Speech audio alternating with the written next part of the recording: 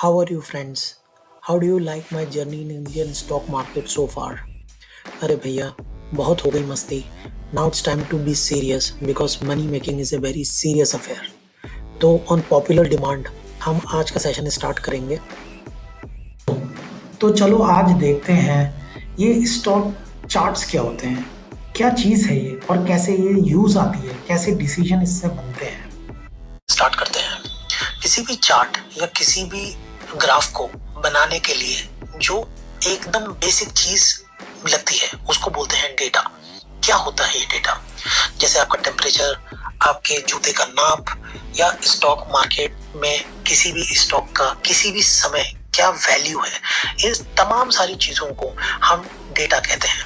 अगर डेटा ना हो तो कोई चार्ट, कोई ग्राफ कुछ नहीं बन सकता. आज की जिंदगी में data is the new oil, data is the nu real estate. It is so important. जब हमारे पास डेटा होता है हम उसको किसी भी तरीके से देख सकते हैं और फिर उससे हम कुछ भी इन्फ्रेंस या कुछ भी कंक्लूजन निकाल सकते हैं. तो हम यहाँ से स्टार्ट करते हैं कि हमारे पास डेटा स्टॉक मार्केट का है, या कहें तो किसी भी समय पे स्टॉक की क्या वैल्यू है, वो ऊपर है, वो नीचे है, इस तरह की सारी इंफॉर्मेशन हमारे पास है. तो हम उसको कैसे यूज कर सकते हैं. अब डेटा का मैं आपको एक और संदर्भ बताता हूँ. एस्ट्रोलॉजी के अंदर भी डेटा इस्तेमाल होता है.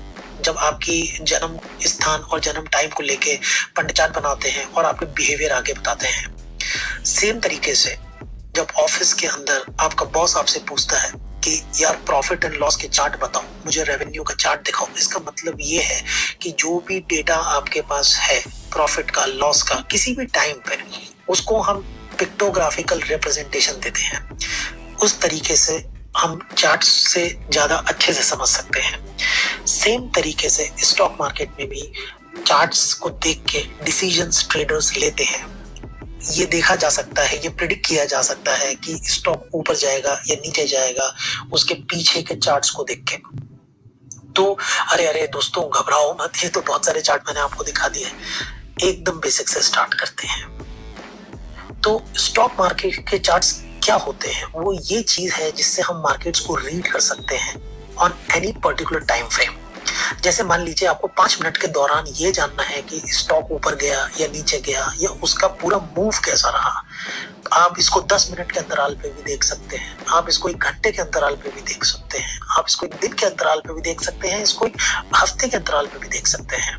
तो जैसे जैसे आप टाइम को खींचते जाएंगे या कंप्रेस करते जाएंगे या एक्सपैंड करते जाएंगे, वैसे वैसे आपको मूवमेंट्स स्टॉक की पता चलती जाएंगी कि 5 मिनट में तो ये एकदम शांत बैठा हुआ था स्टॉक, फिर अगले 5 मिनट में एकदम से ऊपर नीचे मूव होने लगा.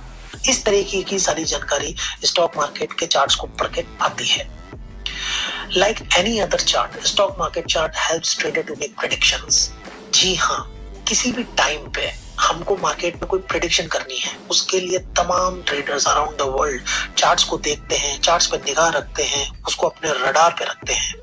क्योंकि स्टॉक मार्केट का चार्ट एक्टिविटी दिखाता है उस स्टॉक की, उसका मूवमेंट, उस टाइम पे उसकी क्या एक्टिविटी रही, वो स्टॉक किस प्राइस पे खुला था, वो स्टॉक कितना ऊपर गया था उस टाइम फ्रेम पे, वो स्टॉक कितना नीचे आया, वो स्टॉक किस प्राइस पे बंद हुआ है. इस तरह की तमाम चीजें उस चार्ट के अंदर मौजूद होती हैं. तो किस तरीके के चार्ट्स होते हैं स्टॉक मार्केट के? आपने देखे होंगे रंग बिरंगे चार्ट या लाइनें खिंची हुई हैं, किस तरीके. तो ब्रॉडली स्टॉक मार्केट के चार्ट्स 3 तरीके के होते हैं जो ट्रेडर्स देखते हैं, जिससे प्रेडिक्शन ली जाती है. और ये चार्ट्स किसी भी टाइम फ्रेम पे हो सकते हैं. अगेन टाइम फ्रेम कुछ भी हो सकता है, 1 minute, 5 minutes, 10 minutes, 1 hour, 1 day, 1 week, 1 month, whatever you choose will be the time frame. On that time frame, you can look at 3 different varieties of chart. One is the line chart, second bar chart, third candlestick chart. ये सब एक ही चीज है, बस देखने के नजरिए अलग अलग हैं. आइए सबसे पहले हम बात करते हैं बार चार्ट की. इसको OHLC बार चार्ट भी बोलते हैं. अगर आप इस स्क्रीन पे देख रहे होंगे तो आपको समझ आ गया होगा. OHLC मतलब ओपन, हाई, लो, क्लोज बार.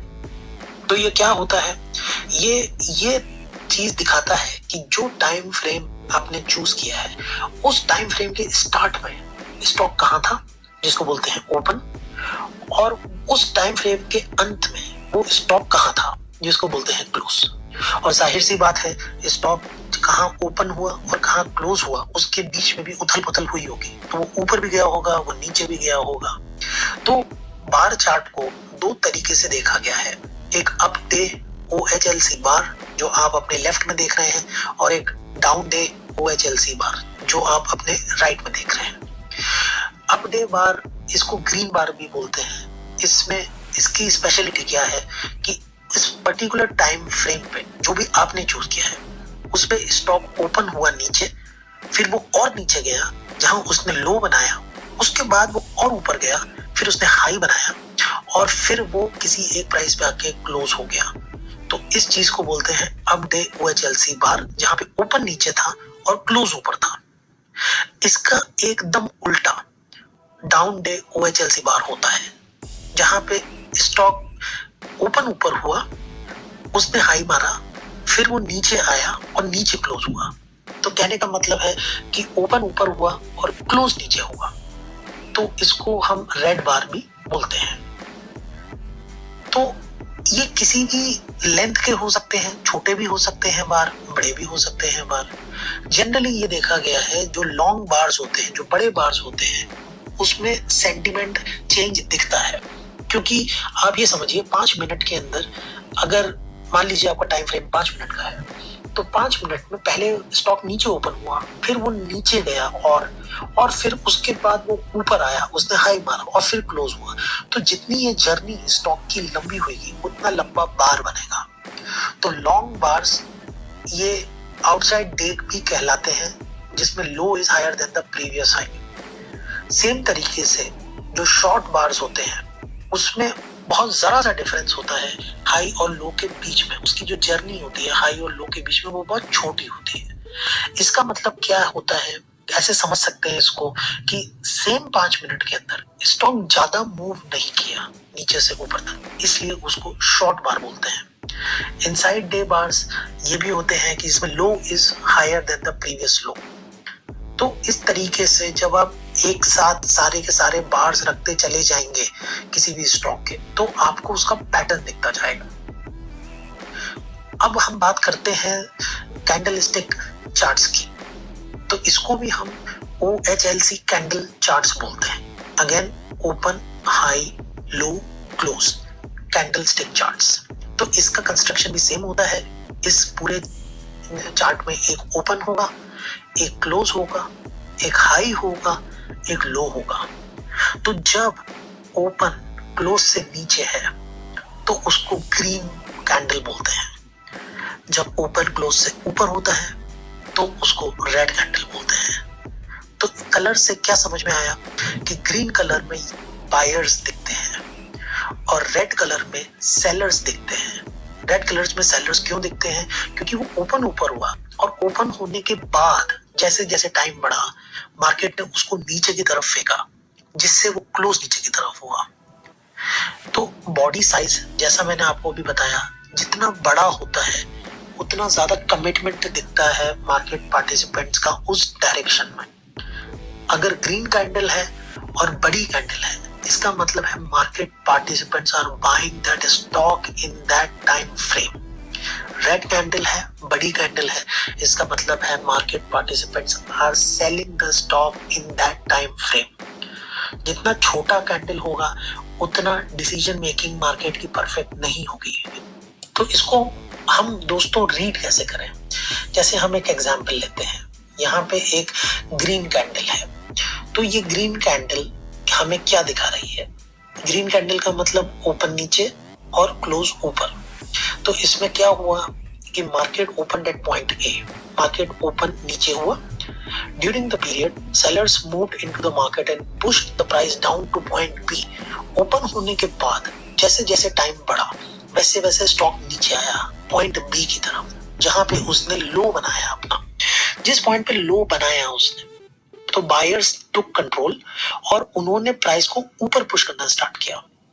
जैसे जैसे टाइम बीता वैसे वैसे बायर्स ने मार्केट को पुश किया और स्टॉक ऊपर गया all the way up to point C, और वहां जाके उसने हाई बनाया। अब थोड़ी देर बाद जब वो पॉइंट सी पे सेलर्स ने वापस स्टेज लिया and they started pushing the price down, और उस हाई से प्राइस नीचे आ गई, और जब क्लोजिंग का टाइम आया तो price of the share closes at point D. देखिए दोस्तों, आप ये देख सकते होंगे कि कैसे इस स्टॉक की जर्नी रही from point A to point B, from point B to point C, फिर point C to point D. And this journey is nothing but the battle between buyers and sellers at any point in time on a time frame that you have chosen. तो दोस्तों, अगर हम सारे इसके bars और या candles अगर side by side रखते चले जाएं तो हमें स्टॉक का चार्ट का पैटर्न देखने लग जाएगा, या बार चार्ट, जिस भी तरीके से आप एक स्टॉक को देखना चाहते हैं उसका आपको पैटर्न देखने लग जाएगा कि पहले रेड कैंडल बनी तो मार्केट ने सेल किया, फिर छोटी कैंडल बनी तो मार्केट ने डिसीजन नहीं लिया कि सेल करना है या बाय करना है, उसके बाद फिर एक बड़ी कैंडल बनी रेड जिसमें मार्केट ने उसको नीचे फेंका, उसके बाद 3 कैंडल ब्लू बनी है जो इसमें इमेज में हमें दिख रही है। ब्लू और ग्रीन एक ही बात है, तो उसमें हमें देखा कि 3 ब्लू कैंडल का मतलब है मार्केट ने निरंतर उसको ऊपर फेंका। तो कैसे कैसे उसकी डायरेक्शन पता चल सकती है स्टॉक को देख के, कैसे कैसे टाइम के बढ़ने के साथ साथ स्टॉक कहाँ कहाँ गया, कौन कौन सी प्राइसेस टच करी, और इन्हीं सब चीजों को जब हम आगे की तरफ प्रोजेक्ट करते हैं तो हमें स्टॉक के प्राइसेस का अनुमान लगता है फ्यूचर में।